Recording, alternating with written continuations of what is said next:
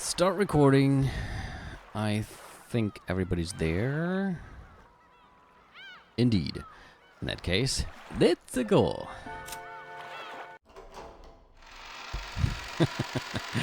It is. Mit nur einem R. Oh, right. Yesterday I sat down and had a look at the epitaph and everything again, but not that it really helped me. But after that I switched to Japanese. So, why is it here? Ah, okay, that was... I thought it wasn't where we stopped, but a bit earlier, but this should have been where we were. Very loud knock rang out. Already recording?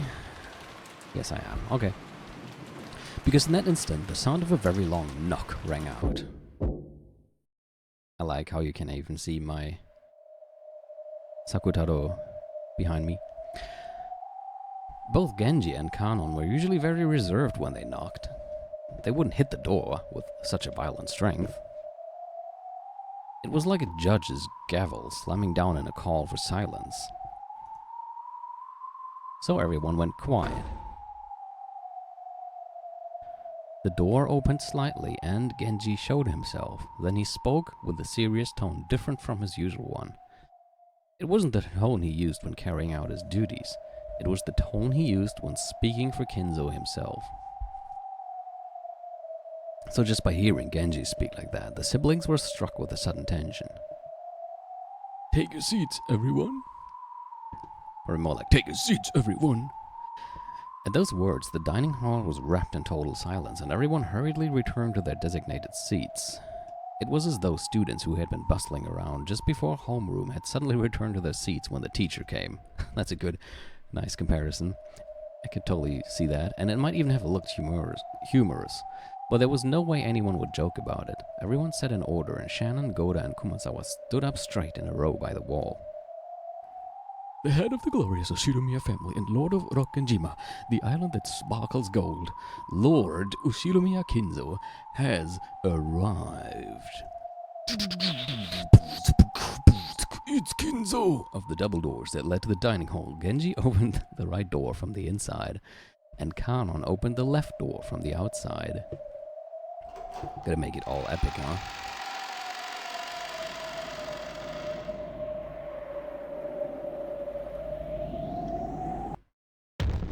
Shit. I really like the theory of Kinzo being dead.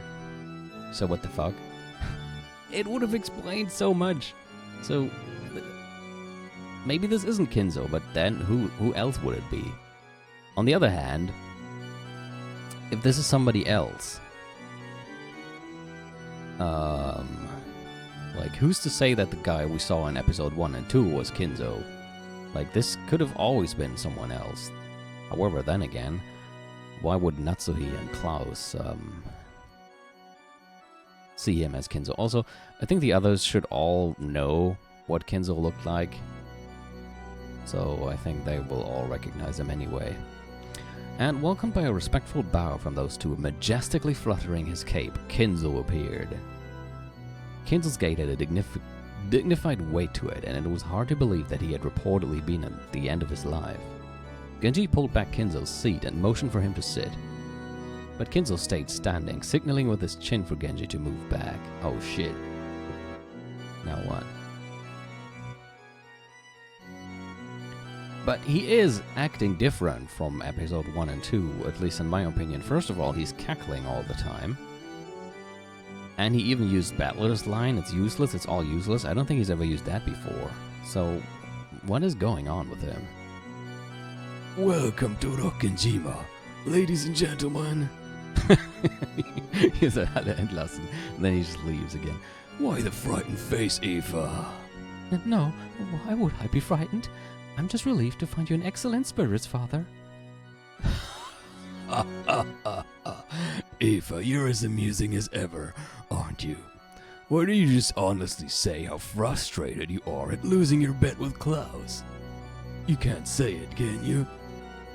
Aoife realized that the conversation during the day had indeed been leaked to Kinzo, and she hung her head, turning red. Well then, my sons and daughters and their companions, tonight I shall make an important announcement regarding my inheritance and the succession that you all seem so keen on. But first, I must tell you how incredibly disappointed I am. After all, until this very day, no one has been able to solve the riddle of the epitaph. Well, actually, I mean, in another episode, even though Kinzo said he was disappointed, a condescending smile rose to his face as though there was no way the likes of these could have solved it, and his gaze passed through all of them. I had planned to hand over everything to the one who could solve it, but none have been able to solve it before today, and here we stand, with nothing of mine passed down to anyone. Oh no, not those eyes again. How shameful. To think that not one among you has come forward with the qualifications to succeed me. How truly disappointing and shameful and pathetic. The siblings hung their heads in silence. Of course they would have solved it if they could. True, they couldn't deny that they'd wasted a golden opportunity, but it was just so hard. Therefore, I am proclaiming here and now that I will suspend the use of the epitaph's riddle as a method of choosing my successor. What? Well, that's different. Short time's up. This is game over, and what a shame for you all. Even though it should have given you all an equal and fair chance, that's gone now. It truly sounded like Kinzo was making a victory proclamation. In that case, will my oldest son Klaus succeed the headship? The answer is no. What? You understand, right, Klaus? I certainly gave you the title of successor, but all you did was let it go to your head. Do you know what a successor is? It means the person who will inherit your position after your father. Right. The position of successor isn't something that's guaranteed by the current head at all. Listen up, Klaus. I won't tell you this again.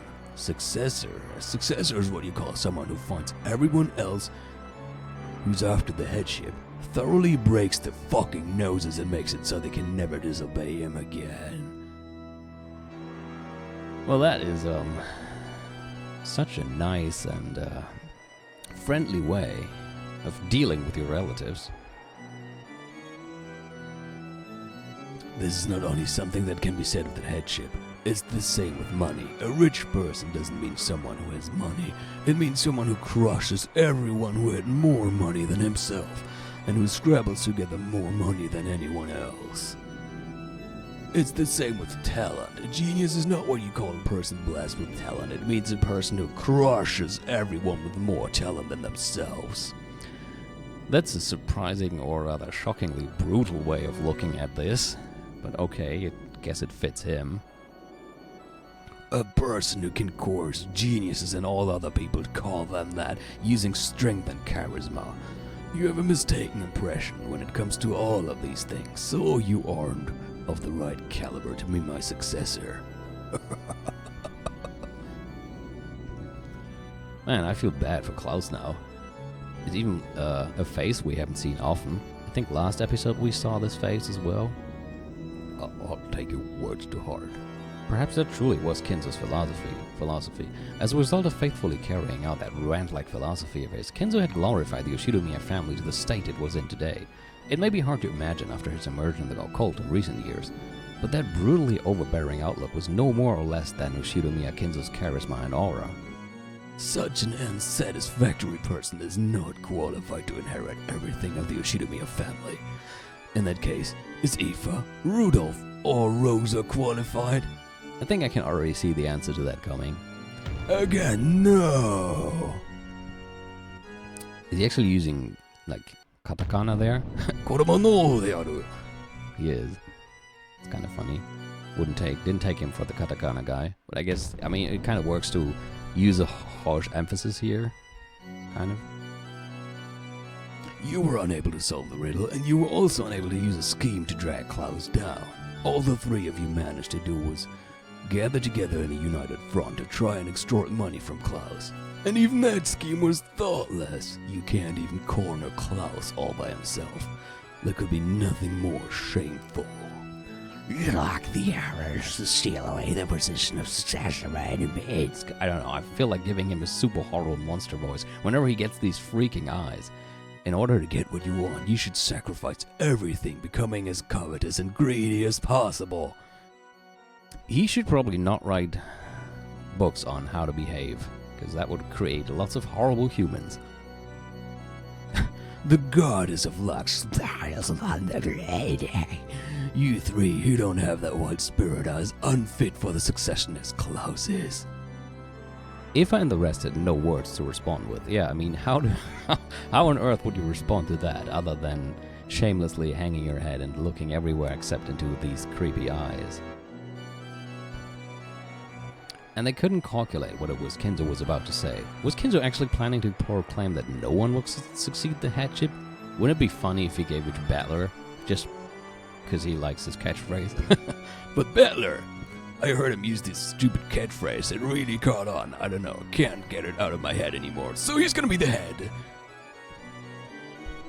If so, that would work to Eva, Rosa, and Rudolph's advantage.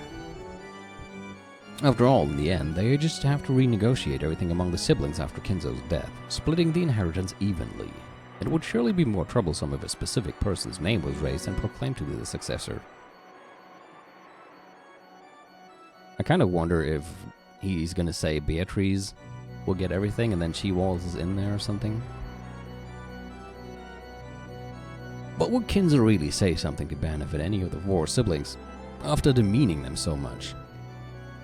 You don't think he's going to say that because no one will succeed him? He'll donate all of his fortune to charity or something, right? Yeah, I can't imagine him to be that kind of person. I would probably, I would expect him to just burn it all, just to spite them. Like, I just gathered all the money I have in the courtyard, and now you can watch it burn. I'm afraid I wouldn't put it past Father. The blood's just risen to his head. We can't do anything but let him talk for now. Well then, Father, what thoughts do you have regarding the succession of the headship? Since I am so utterly disappointed in all of you, I've lost the desire to hand it over to anyone. What? I'm sorry, what?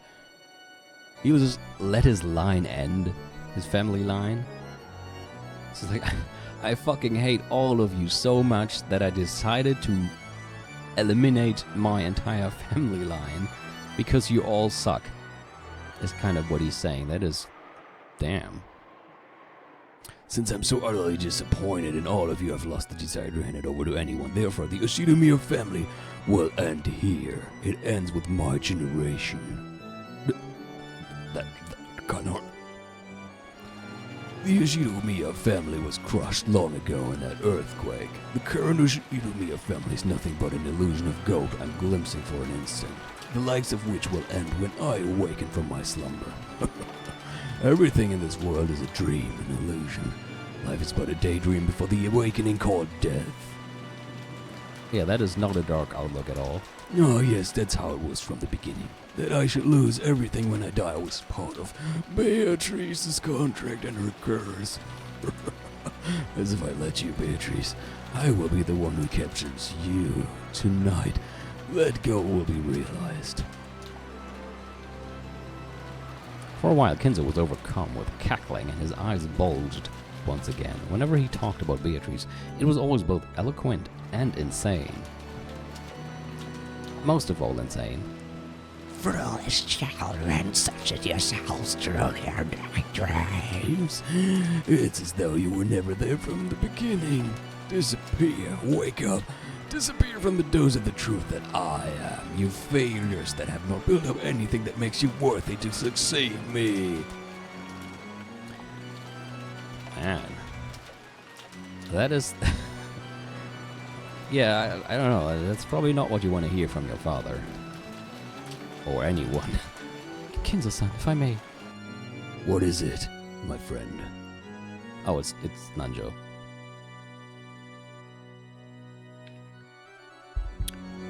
Nanjo nervously raised his hand, asking to speak, almost like in a classroom. Kinzo allowed him to. I understand how you feel, Kinzo-san, because you love your children. See, that's where you're already wrong. You expect a lot of them, and as a parent and grandparent myself, I understand how parental affection can make you feel as though your expectations were betrayed. He's a parent? Did we learn that before?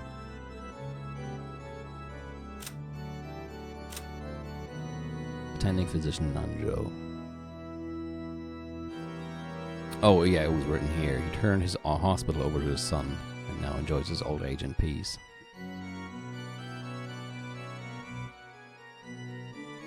Okay. As a parent and grandparent myself, yes, I expect we betrayed. However, you're extraordinary, Kinzo-san. A genius. Isn't saying that it's only natural for them to catch up to you a little too harsh?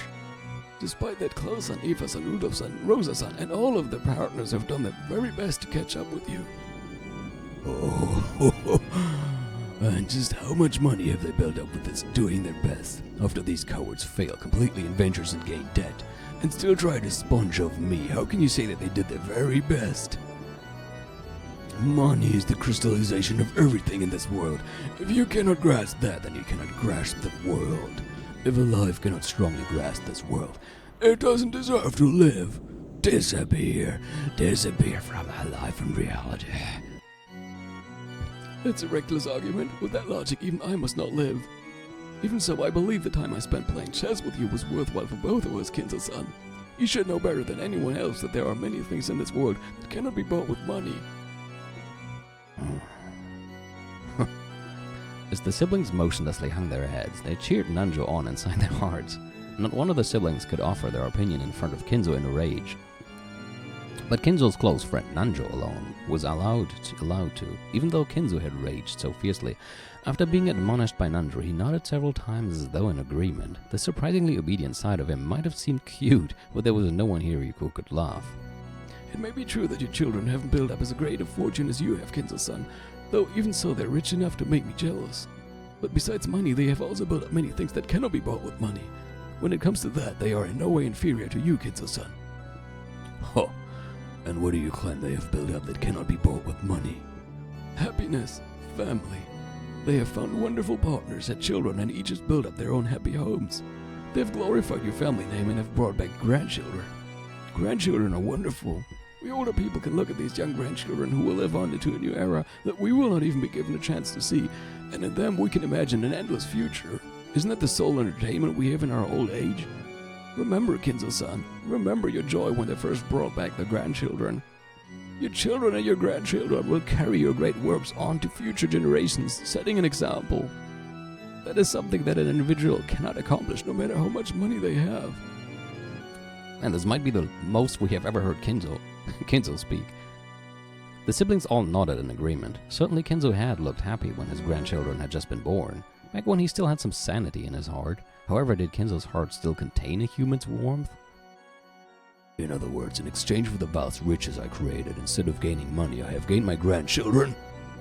No, that's not what I... So in exchange for the several tens of billions in wealth that I have built up, I have gained a single grandchild from each of my children? This is wonderful. So I have created a single life using 10 million yen. That's how it is. Interesting. Truly an interesting example in the alchemical sense, right?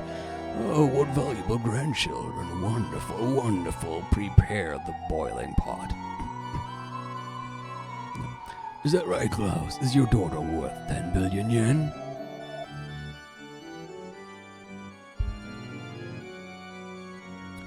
Klaus couldn't answer instantly. So I'm happy I don't have to do so much Maria today, but doing Kinzo is killing me just as much. It wasn't that he didn't have confidence in his daughter, it was because he didn't have a clue what Kinzo was trying to test him with in this question. But when Natsuhi was then pressed for an answer, she responded, breaking Klaus's silence, with an answer of her own interpretation. Yes, Jessica is a daughter I wouldn't let go of even for 10 billion yen. In that sense, I believe she has a value that can't be measured with money. Huh. So you can state for certain that she's worth 10 billion. Ha ha. What about you, Eva? What about your George? Since Natsuhi had answered that way, Aoife naturally came up with her own answer as well. Even though Aoife should have known better than to respond to a provocative question like this, she answered as well. Yes, father. George is worth 10 billion, no, even more than that. And that's not in the abstract sense of things money can't buy. George will certainly build up a fortune equal to his worth. He'll become a grandson, worthy of carrying on your great works, father.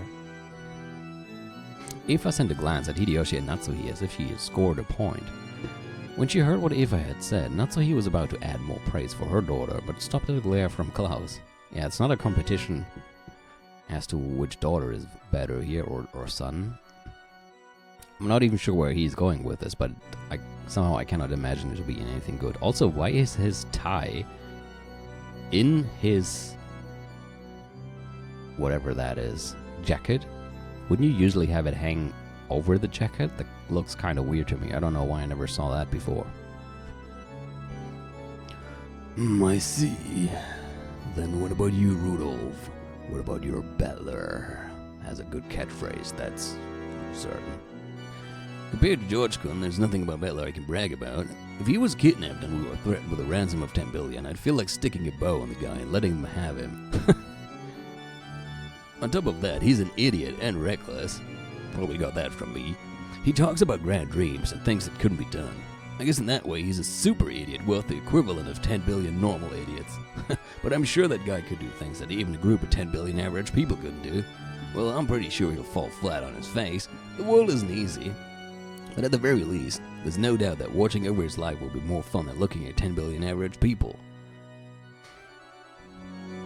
I don't know, I have to say, from all the siblings, I kind of like Rudolph and Kiria the most.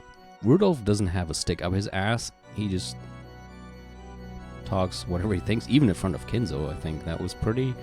I don't think any of the other siblings would have just managed to speak like that in front of Kinzo. And Kiria is a badass as well, as we saw in the fight with the two stakes. That was amazing. I don't know, I think I like those two the most of the siblings. If I clicked her tongue in that clever style of speech, which would probably match Kinzo's tastes.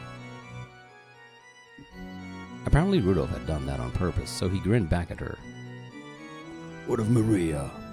Maria is my adorable and only daughter. Her value cannot be measured with money, only with slaps to the face.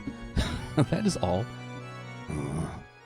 I see. Dreams in the future, miracles and possibilities are the source of my magical power. No magic without hopes holds any strength. I cannot expect any more from you who have proven to be average, but I see my grandchildren hold future possibilities, and expecting a magical miracle from them might be worthwhile. If you're saying that in this way they're worth more than 10 billion, oh yes, I can see where you're coming from. When Kinzo got in a rage, he wouldn't let anyone speak up, but even so, he would sometimes accept something on his own while yelling by himself, and change his own opinion. That's what this felt like to the siblings. Apparently, even though Kinzo had been disgusted by his unsuccessful children and had cast them away as being unfit for the inheritance of his title or his fortune, he wasn't sure about his grandchildren. At this rate, he might soon say that the inheritance would go to his grandchildren instead of the siblings. As the siblings sat in fear of what their fickle and short-tempered father might suddenly think of next, they carefully watched his every move.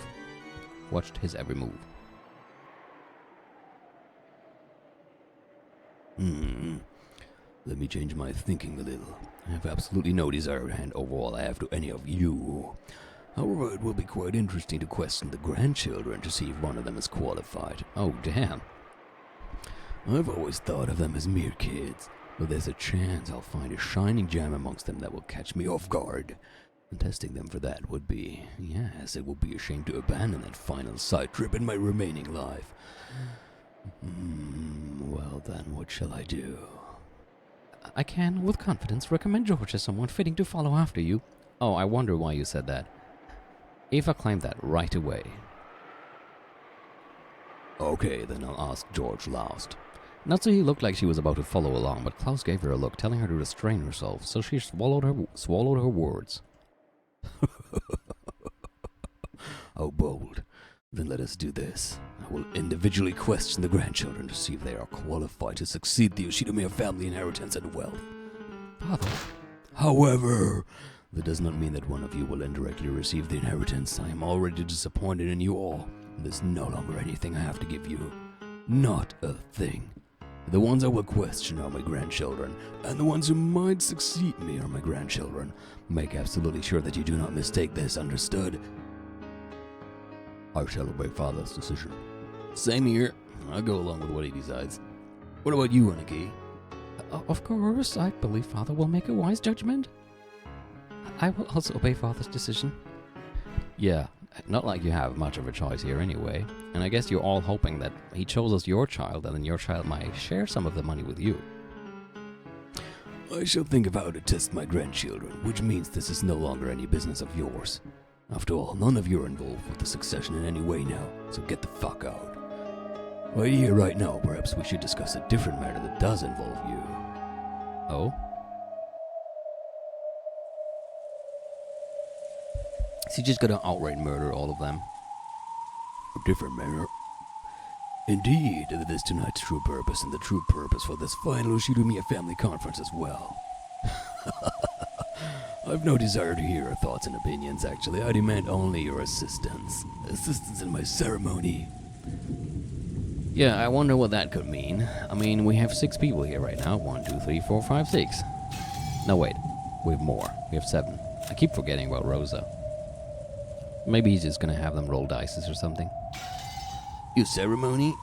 Quiet. Father's talking now. Rudolph and the rest had automatically narrowed their brows at the occult-like word. Could he be planning to start some strange ceremony involving Beatrice's resurrection again? You bet.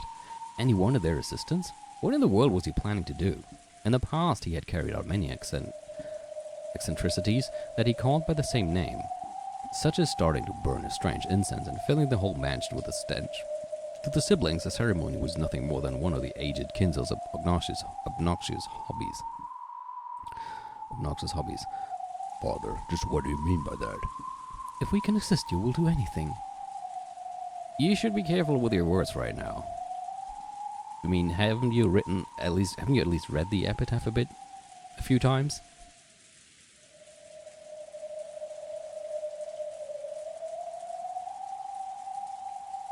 Sorry. Right, Rosa? Yes, but what in the world is it?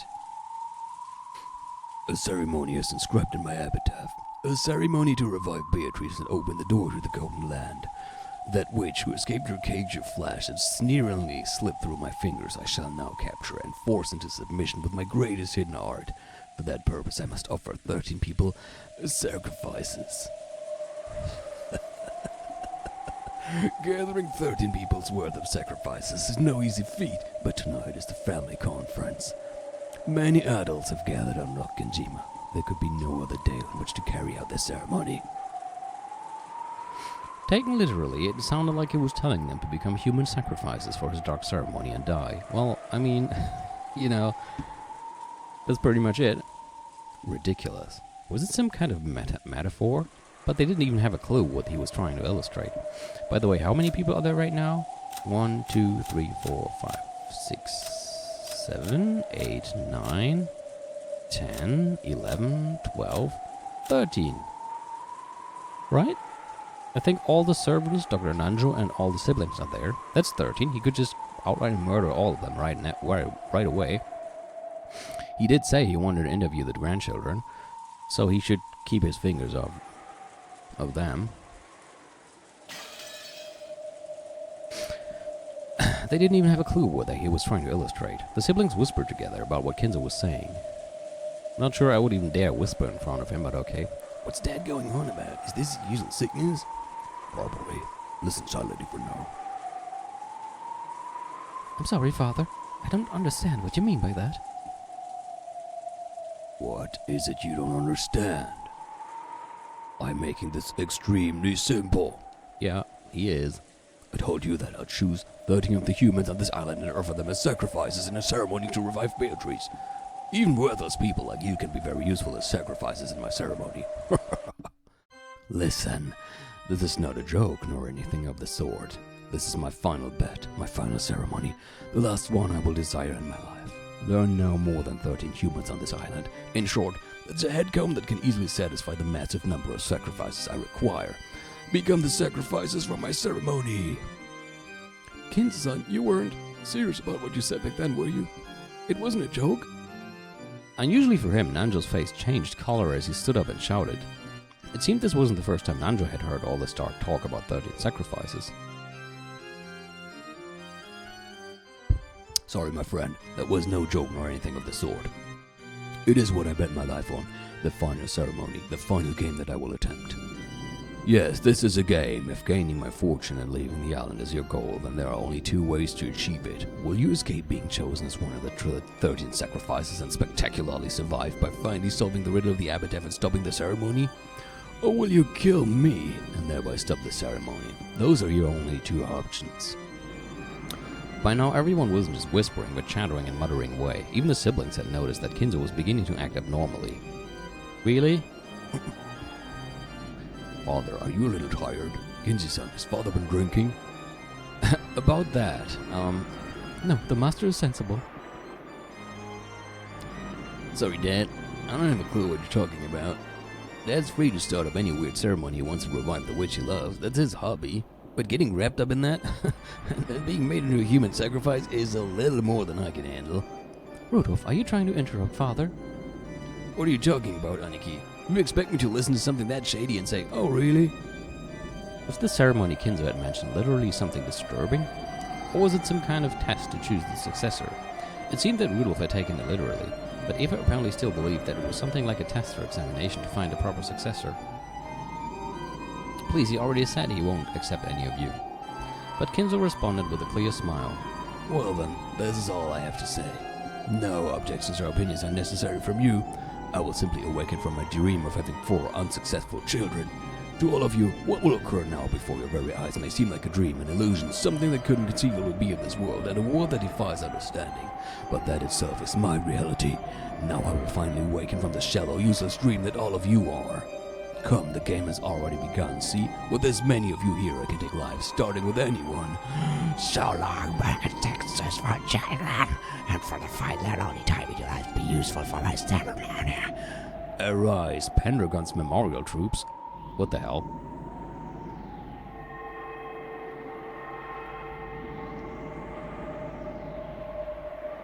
I don't know what's going on, but I'm pretty sure it can't be good.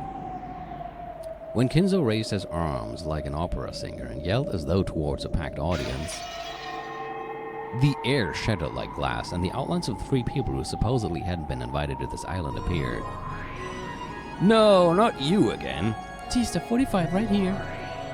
Sister 410 right here. What the? Sister 00? Oh no, it's Zero. From Zero Escape.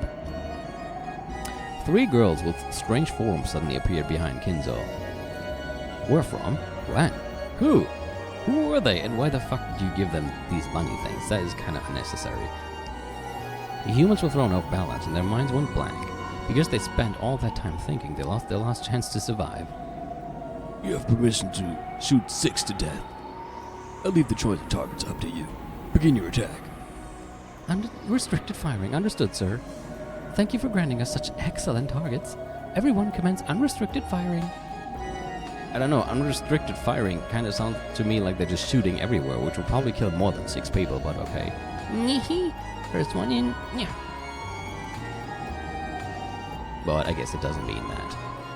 When 410 scratched the air with her finger, a golden bow appeared in empty space and she pulled its string. The golden arrow that had been ready there was fired up without any hesitation, flew around the room leaving haphazard gold curves everywhere, and chose Natsuhi from among those sitting at the table of the family conference, pulverizing the left half of her face. Damn, that is, not a pleasant thing, I would assume. I would also say that this is probably the moment where everybody else realizes that he wasn't bullshitting. Flesh and deep red blood scattered around, leaving massive red spatter marks on their relatives' faces in the pure white tablecloth. I would love to see a shot of their dumbfounded faces right now. Silence fell. Despite the massive number of deep red spots left on the tablecloth, no one could understand why Natsuhi's head was half smashed, nor why she was hanging her head as though dozing while still sitting. And they watched on in silence. Those sitting on Natsuhi's right-hand side were silent for a relatively long time, But those sitting to her left were not, because the people sitting on that side had been shown how her head had been smashed open like a watermelon or a pomegranate, and could even see inside her. See? He's just One down. Not so easy, is it? A luckless woman to the end. Next! 0-0 firing. After scratching the empty air in the same way and readying her bow, 0-0 fired as well. After it flew around and around at high speeds, like the golden arrow 410 had realized, drawing a convoluted curve in the same manner. Okay, who's gonna be next? I'm just gonna start guessing now, because that's fun. Can we please go back to this?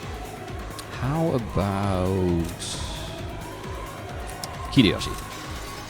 It smashed half of... Oh, no, not Rudolph. Rudolph's head in the same way as he looked at Natsuhi in shock, killing him instantly. I would imagine that would kill you instantly. This time, everyone managed to avoid freezing up mentally. They realized that a fearsome murder had started playing out right in front of them, just as Kinzo had said. And they realized that Kinzo will probably kill even more. Shrill screams burst out.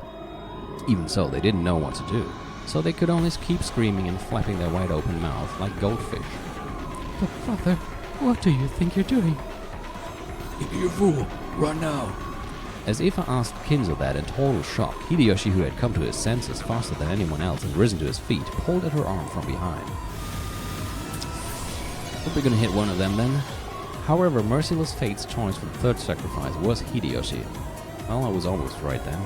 Just like the two before him, half of Hideyoshi's head was neatly smashed, and the right side of his head, which had happened to be facing that direction at the time, had been blown away with its contents, exposed like a watermelon or a pomegranate. So still holding Ifa, Hideyoshi slumped backwards and fell down.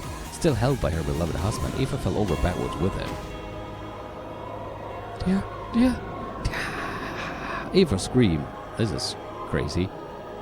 It was only natural. The face she had been looking for had been half lost, and the crushed skull, the smashed brains, and the crushed jaw all lay bare. I'm so happy. This is what we went back to the mansion for. Finally. That's kind of sick saying that, but kind of true.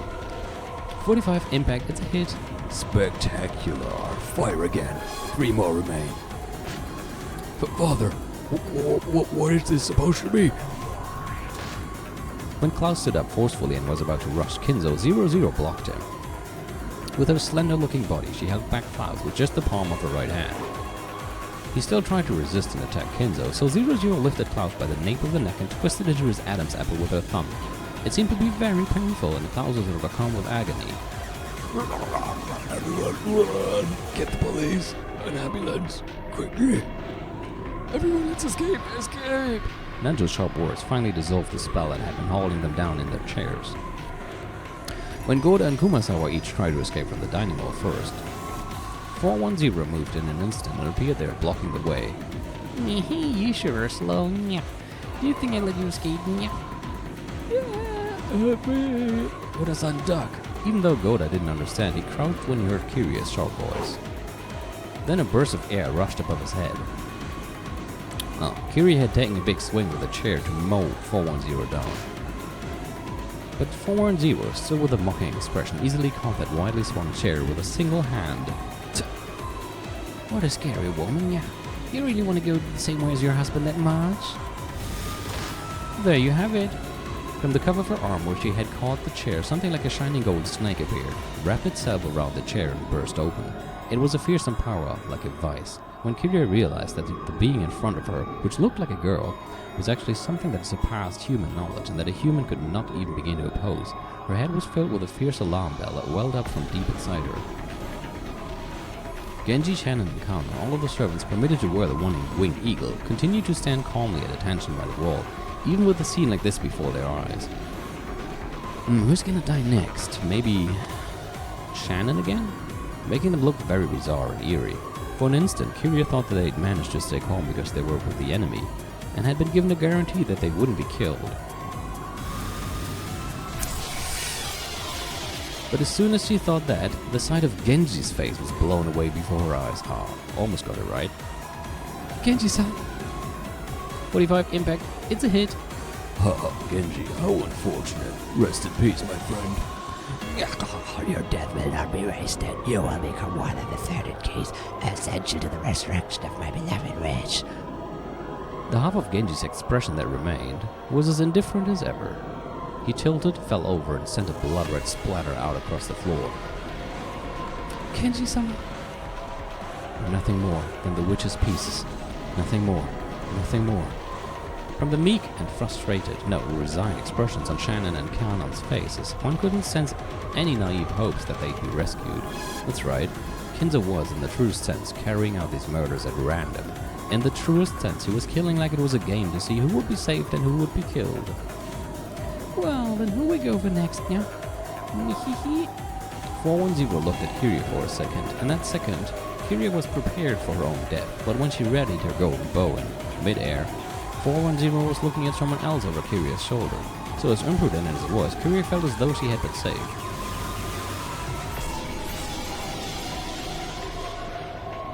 I guess it killed both. Again, an ugly exploding popping sound rang throughout the room. Who was it this time? When Kiria turned to face the direction of the sound, she saw blood gushing like a fountain and Eva lying on her husband's chest. Of course, her face had been half smashed, just like her husband's. So I'm gonna mention this right now. I'm sure you all remember how in episode 1 the faces were smashed as well. So the same thing is happening here. There has to be some kind of connection, right? Does that mean in episode 1 they were also killed by these 3 people? And also, if all the things we're seeing are not really happening and there's something else happening, it must at least mean that whatever is happening right now in truth also happened in episode 1? Who knows? Her face had been half smashed, just like her husband's. 410 had mercilessly targeted Ava as she'd clung to her husband's corpse, sobbing. Let go of Nissan! Let go of Nissan! Just stop it, father! Just stop this brutality! Run away, Rosa. Rosa's objection didn't reach Kinzo as he continued to laugh loudly in the blood-spattered dining hall. Oh... Huh. They did. Okay. They found blood in the dining hall in episode 1. Does that mean the same thing happened in episode 1? Like the exact same thing in the dining hall? She wasn't, Rosa's objection did reach Kinzo as he continued to laugh loudly in the blood-spattered dining hall. That's a cool picture. And she wasn't able to lessen Klaus's pain at being lifted up by the nape of the neck by 00. Oh, I was wondering why she was saying let go of Nissan. She was talking to 00. So Rosa had no choice but to use force. She lifted up a chair beside her and gave a warning. Father, order her to let go of Nissan. Just stop them from doing this. I cannot. If that is what you desire, then prevent it using your own power. Cut a path through to your own fate with your own damn hands. You who have always hid behind the backs of others in fear, let me see you overcome your weakness one last time in your life. But Father... The chair that Rosa had lifted up swung down at the father who had reigned as a symbol of terror for her entire life. It was the greatest and final act of bravery and self-control in Rosa's life. What Kinzo had said might have been true. If she had grasped that courage much sooner, her life might have become more free, unrestrained by anyone else. Then there was a bursting sound. That sounded like a gun. The sound of Rosa's chair fiercely hitting Kinzo could not have been this. With the chair still lifted up, she neatly lost half of her head and slumped over. Still holding Klaus up with one hand, 00 had stuck her other hand out towards Rosa. The golden snake released from that arm had constricted Rosa in a helix and had smashed into her head. No, that sounded like a gun. I think somebody is actually shooting these people with a gun. Even though we're not seeing that. But I don't know. Defensive firing. I apologize for the discourtesy of shooting so close to you, sir. I care not. And then he wipes away the blood of his face. So this makes 6 people. Yes, Lord Goldsmith. This makes 6 people. Now they call him Lord Goldsmith, and the achievement we got last time also was called Goldsmith, or meet the Goldsmith or something. When she indifferently communicated that, 00 let go of Klaus, whom she had been lifting up this whole time. Okay, so Wanted to check one thing really quick. I think she appeared here as well. She did. I'm gonna read that later. Indeed, so the sacrifices of First Twilight were Eva, Rudolph, Rosa, Natsuhi, Hideyoshi, and Genji. I was wondering for a second if it was the same as in episode 1, but it's not. There were other people in episode 1.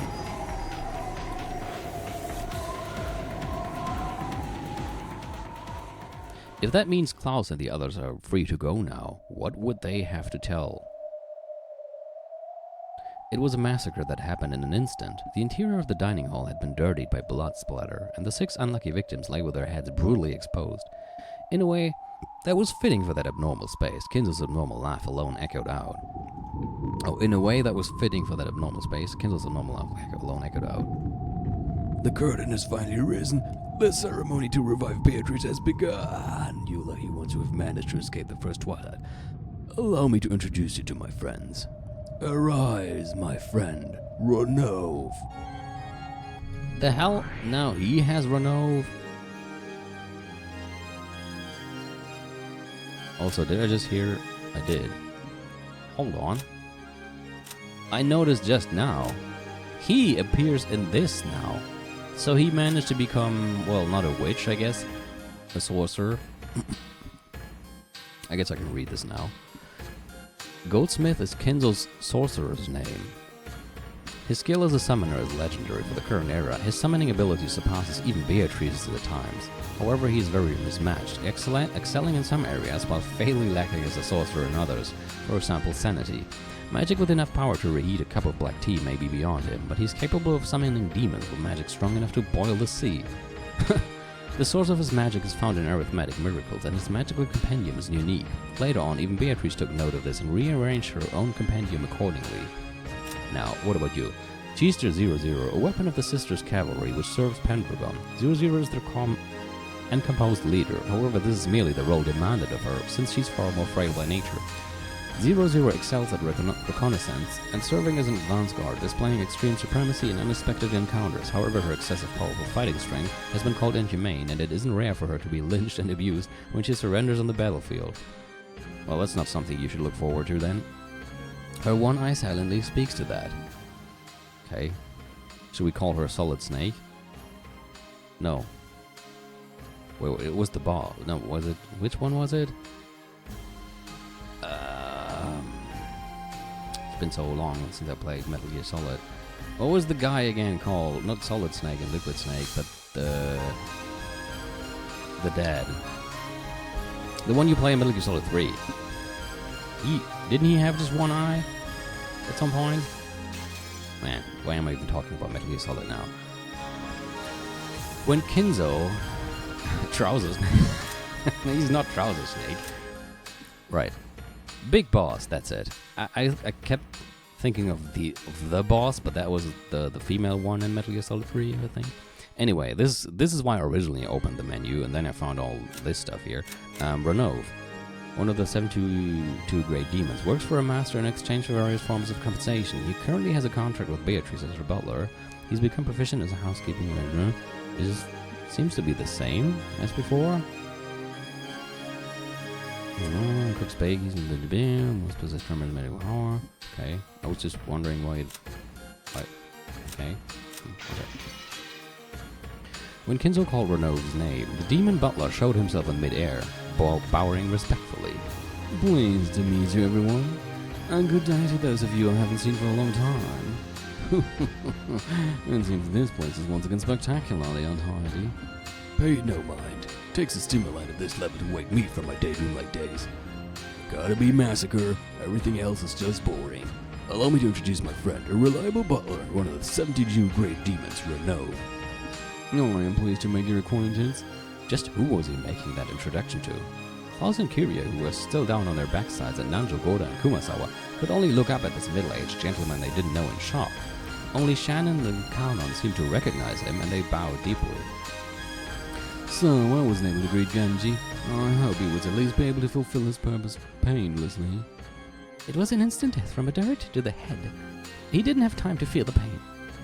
Is that so? Very well. Allow me to introduce another friend. Arise, my friend, Vajizzle. Once again, a silhouette of someone the relatives didn't know appeared from empty space. She appeared in a refined dress, while making an elegant greeting. Thank you for summoning me, Master. Although I would rather not have been summoned into a bloody place such as this. Allow me to introduce her too. This is both my friend and a reliable counselor, Virgilia. I desire to borrow your great powers, the Witch of the Finite. Lend it to me. Even if I tried to refuse, such a thing wouldn't be permitted for one subordinated by the power of your summonings. As you wish, Master. Still, what a fearsome fellow. To think you summoned 3 of the Chester sisters' corps, then me and even Virgilia, even though it's only in the area of summoning, to think that he surpasses Milady so thoroughly. How frightening. I can't help but shudder at the issue of mere blood. In order to carry out Beatrice's resurrection ceremony, I shall give it my all as a summoner. This still isn't enough. In order to perfectly succeed in the ceremony this time, I shall summon more. I summon Beatrice! No, hold on. The Pendragon Memorial troops in Renova and Virgilia I can still call more. With my magical power, I can still call many more. Answer to my summons. One of the 72 demons. Gob! What is he, the demon of yawning? Gob? You can even materialize her? Oh, it's a her? It's probably gonna be some indecently clad woman again. It probably means that the corrosion has advanced even more on this island, and had already proceeded far enough to materialize us. Corrosion? By now we should be surprised no matter how great a demon he summons. Has Rock Kanjima already been completely sucked into a parallel world then? I hope he does not surrender. He learned a lot last time, correct? After all this time he won't surrender over this much. Probably, I should say. Well then, shall we enjoy the stage we now stand upon? It seems the main character is the master this time. Let us accept a script of a different flavor than Milady's. When Kinzo strongly concentrated his magical power, a pale light gathered in the empty air, twisted, and a magic circle was drawn there with a deep red glow. The hell are you? Yeah, at least I'm glad it's not another one of those, I don't know, bunny ear anime characters, or like, how Battle likes to call them, ass one-chans. She at least has a fancy dress, although is that open at the side? Or is that just color? I hope it's color. And with a sound like glass breaking, a new demon could be seen there. At least the front is covered this time. Yeah, exactly. I mean, I'm not one to usually complain about half naked. You know, but like kind of not the setting for that right now. Okay. You did well to answer my call. God, one of the 72 great demons. This is one hell of a place you summoned me to. Did you call me to clean up this bloodstained room, Goldsmith? The literally devilish woman, wrapped in a gaudy, ominous costume, looked at the scene which should have made her cover her eyes and twisted her mouth in a grin. To summon you for such a reason would be like using a cashmere muffler to mop the floor. It's been a long time, God. To think that a great demon such as yourself has finally appeared on this island. Perhaps this island is finally submerging completely into fantasy. This all-star cast is even more surprising than the gruesome state of the room. A full 3 Chester sisters, the great demon Renov, the great witch Virgilia, and even me. Moi. What is going on? Is this pandemonium? Are you trying to start a concert from hell or something? I see, as a conductor for that, I couldn't think of anyone better than you, Goldsmith. I will have your assistance as facilitator in the completion of my ceremony to resurrect Beatrice. You have no objections to my summoning contract, correct? Oh, of course not. There's no way I could resist the subordinating power of the legendary great summoner Lord Goldsmith, who forced the famous great witch Beatrice to do his bidding. I'll assist you, although I will of course ask a fitting price. So, what's my first job? Capture the cowards who made it through the first twilight. Fortunately, there are still 7 here, aren't there? Nanjo, Shannon, Kanon, Goda, Kumasawa, Kiryu, and Klaus. These 7 are all offering sacrifices. That's exactly 30 people. Until it's time for the second and later twilights to be carried out, throw them into the cage of sacrifices. A cashmere mob, huh? Understood. As Gob shrugged her shoulders, she looked at Klaus, who was still down on his butt. She glared. Then when she snapped her fingers, Klaus was swallowed up by the floor as though a round pitfall had opened up beneath him. One down. There was no hole in the floor, but it had certainly looked as though Klaus had been swallowed up by a hole and disappeared. Searching for her next prey, Gob's gaze crossed Kiria's. She snapped her fingers. Kiria jumped back as though repelled. Her instincts had been right. After all, in the place where she had been until a second ago, a round jet-black hole had appeared, the same kind that had swallowed up Klaus. However, before she could catch her balance, another pitfall appeared and swallowed her up. Even Kiria had no way for eluding Gob's capture. I'm sorry, but that looked ridiculous. When she snapped her fingers again, a shocked Nanja swallowed her by the floor and disappeared. When she did it again, 410 let out a short yell and jumped back. This time a slightly larger pitfall had opened, swallowing both Shannon and Kanon, who had been standing in a line by the door. But because 410 had jumped away from the door, the way was no longer blocked. Instinctively aware that he would be next, Goda dashed out through that door. Of course, Kumasawa also escaped with lightning speed, chasing after Goda.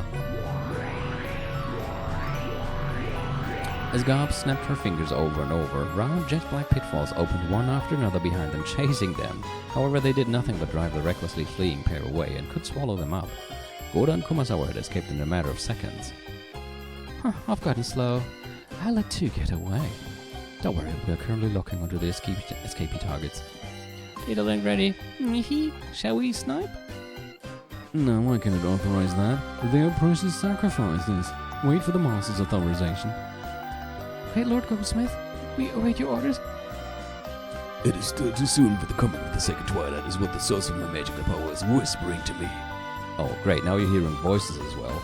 It must not be now. Let them do as they please. It isn't as though they can escape from this island. The source of the Master's magical power is noise and risk and tests of luck. So what I don't understand is, in episode 3, I think,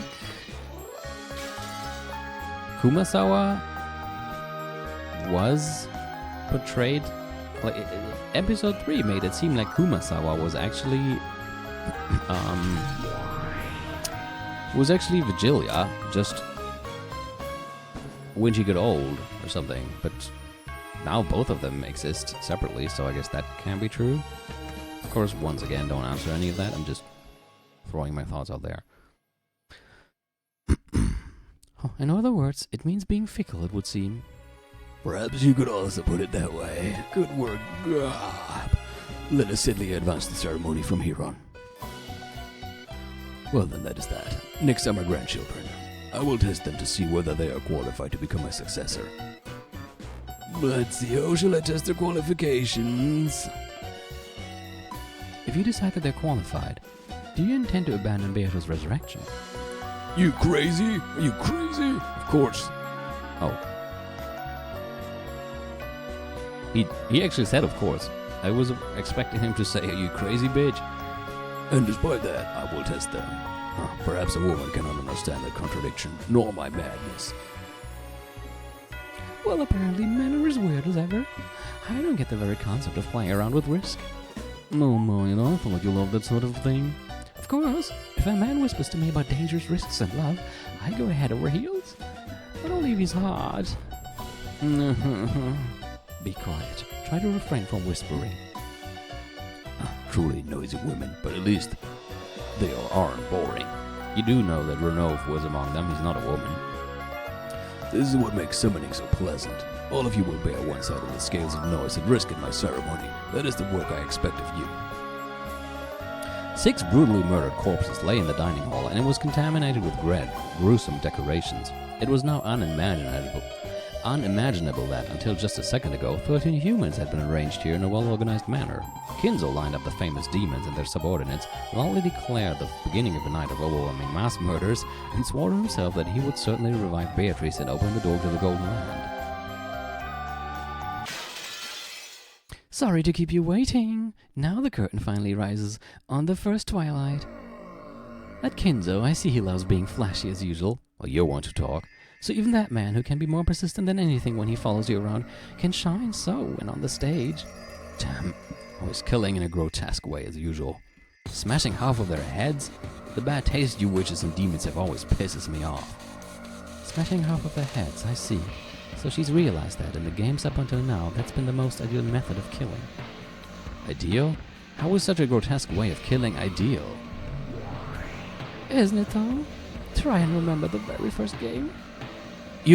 So you're that new demon or whatever that just appeared? Damn, so does this mean that the witch's corrosion continued and there are now even more creeps wandering around? The more the witch's corrosion advances, the more Rokkenjima tilts towards the spirit world. That's why strange, insane people keep appearing one by one. This island has been closed off by the typhoon, so no human can leave it, much less appear as a new character to increase their numbers. But the more the corrosion advances, the more witches and demons can appear without limit, increasing one by one. By now there might be more demons than humans among the characters appearing in this insane tale. The numbers might be the thing that represents this mad corrosion. Yeah, I'm sure that's true. And the corrosion hasn't just affected the number of people, but apparently their fashion sense as well.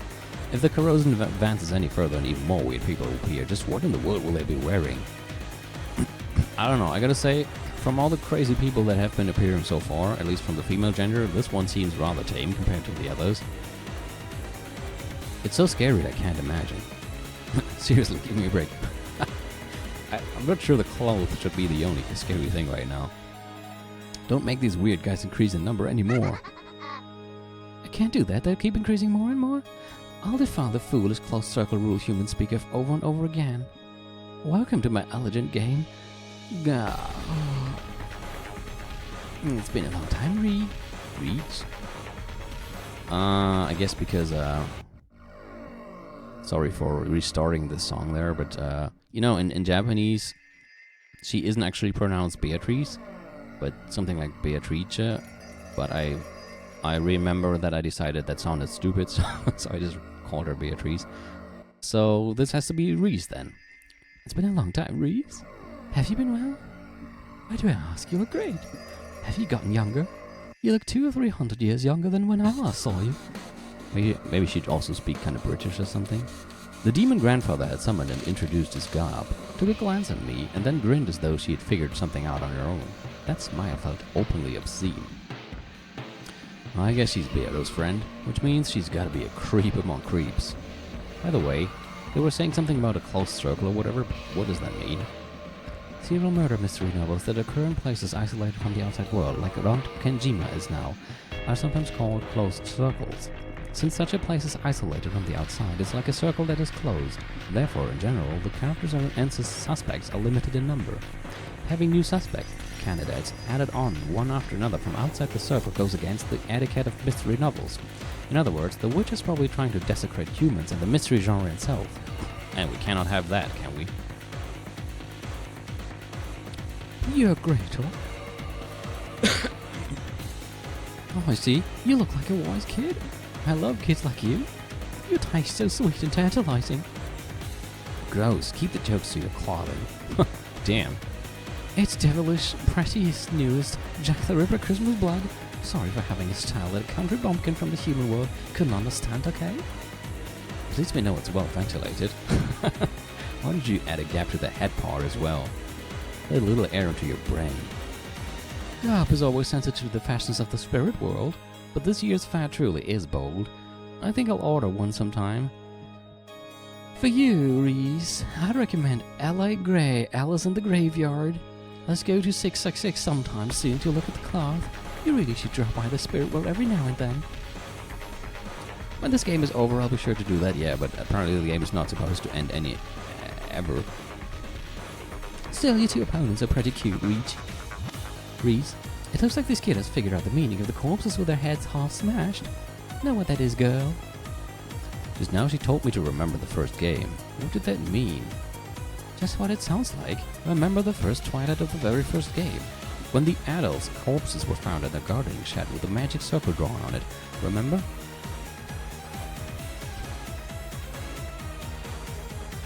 Yes, I do remember. Episode 1, The First Twilight.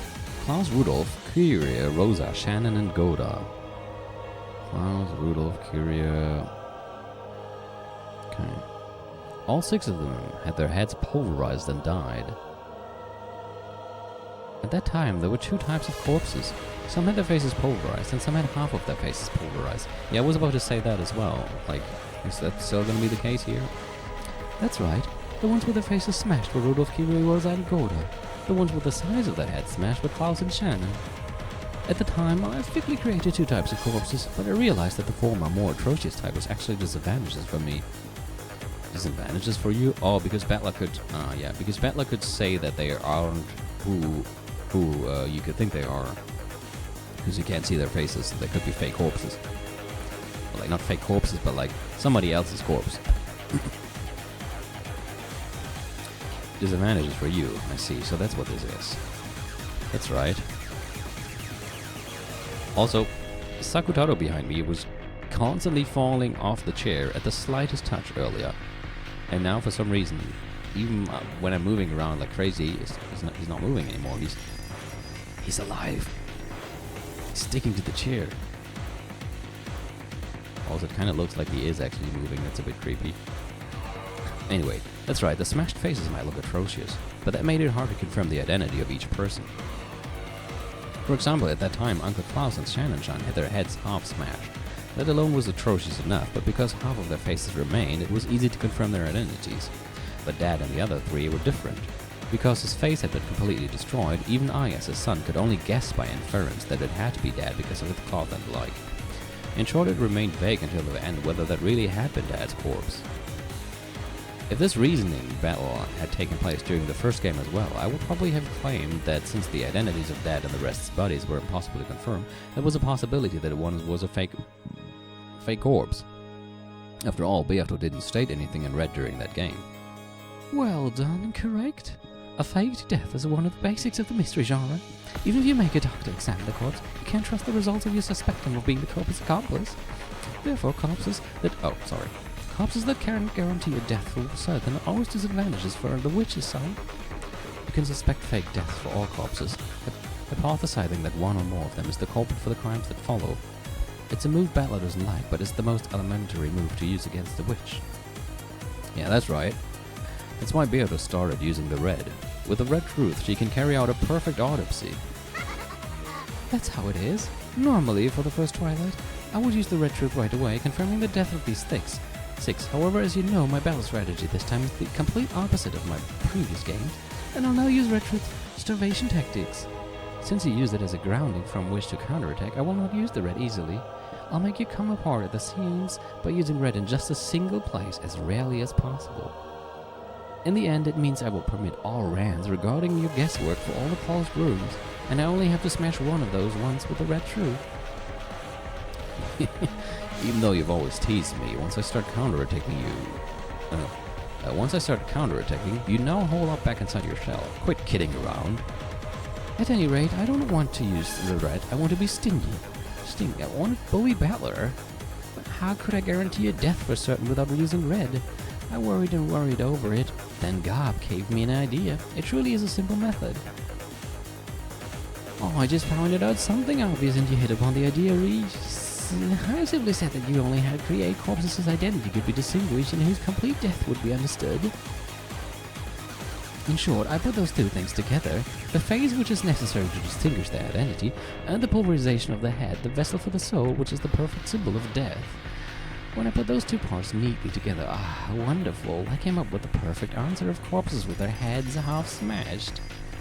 I'll bet you'll bluff 2 colored bread and 2 colored ice cream. You're just like a greedy kid.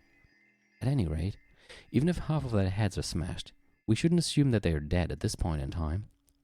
I get it. Since Beato is trying to act tough and refusing to say anything in red, we've got to suspect everything.